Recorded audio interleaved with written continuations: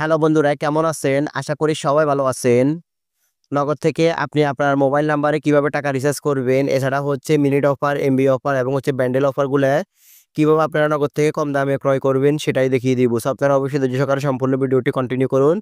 তাহলে খুব সহজে আপনারা মোবাইল থেকে টাকা রিচার্জের পাশাপাশি আপনারা এমবি মিনিট এবং হচ্ছে বান্ডেল অফারগুলা কম দামে ক্রয় করতে পারবেন। তো মোবাইল রিচার্জ করার জন্য আপনারা ফার্স্ট অফ অল চলে আসবেন আপনাদের নগদ অ্যাপ্লিকেশনটিতে আসার পর আপনারা উপরে দেখতে পারবেন এখানে মোবাইল রিচার্জ নামে একটি অপশন। তো আপনারা জাস্ট এই অপশনটির উপর ক্লিক করবেন বা এই অপশনটিতে যাবেন।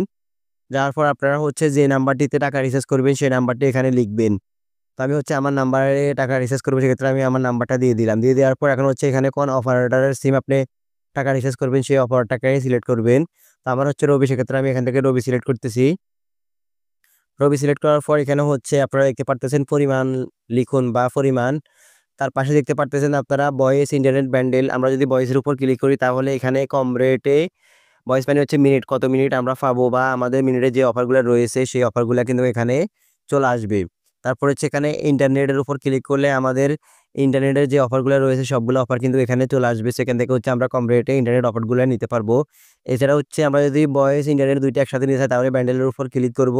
দেন ব্যান্ডেল থেকে আমরা হচ্ছে এখানে ইন্টারনেটের পাশাপাশি এবং হচ্ছে মিনিটগুলোও আমরা পেয়ে যাব কম রেটে। সো এগুলো থেকে কিন্তু আপনারা খুব সহজে এখান থেকে অফারগুলো নিতে পারবেন।